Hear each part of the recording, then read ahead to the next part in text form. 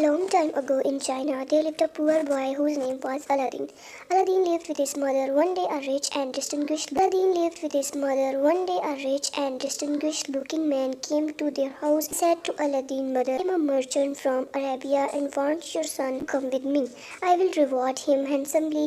Aladdin's mother instantly agreed. Little did she know that man pretending to be a rich merchant was in reality a magician. The next day, Aladdin, having packed his belongings, left with the merchant. After many hours of traveling, the merchant stopped. Aladdin too stopped, surprised that they should stop in such a desolate spot. Around there was nothing in sight of miles.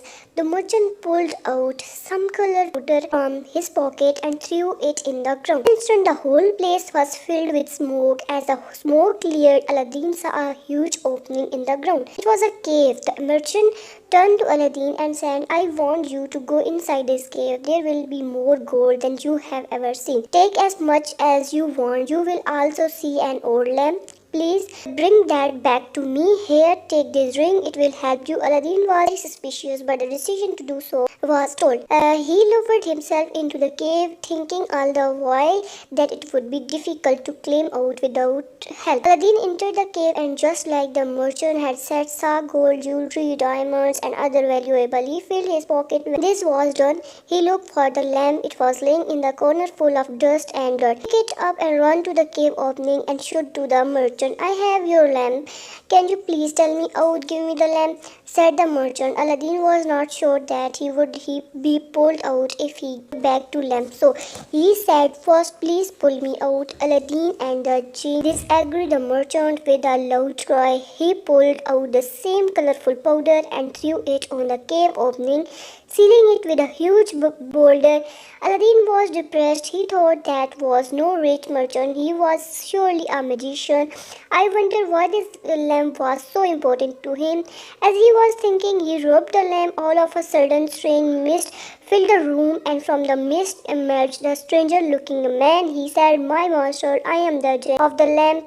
You have sued me. If would your wish be?" Aladdin was scared, but he said, inquiring voice, "Take me back home." The next moment, Aladdin was home, hugging his mother. He told her of the magician and the lamp. Aladdin again summoned the jinn. This time, when the jinn appeared, he was not scared. He said, "Jinn, I palace, not an old herd." Of Aladdin and his mother, amazement in front of was a magnificent palace. Time passed. Aladdin married the sultan's daughter and was very happy. It so happened that the evil magician got to know of Aladdin's good fortune. He came by Aladdin, just pretending to exchange old lamp for new ones. The princess, Aladdin's wife, not knowing the value of the lamp to Aladdin, called out the magician to wait. As soon as the magician saw the lamp, he grabbed it from the prince's hand and rubbed it. The jinn appeared. "You are my master and your wish is my command," he said to the magician. "Take Aladdin's palace to the great desert far from here," ordered the magician. When Aladdin came home, there was no palace and no princess. He guessed it must be the evil magician who had come to take a revenge on him. All was not lost. Aladdin had a ring that the magician had given to him. Aladdin pulled out that ring, rubbed it. Another jinn appeared. Aladdin said, "Take me to my princess." Soon Aladdin was in Arabia with his princess. He found his lamp laying on a table next to the magician. Before the magician could react, Aladdin jumped for the lamp and got hold of it. As soon as he had the lamp, Aladdin dropped it. The jinn appeared again and said, "My master Aladdin, it is indeed good to have you again. What is it that you wish?" "I want you to send this magician to another world so that he never harms anybody," said Aladdin. Aladdin's wish was carried and evil magician disappeared forever. The jinn carried Aladdin, the princess, and the palace back to China. He stayed with Aladdin for the rest of his life.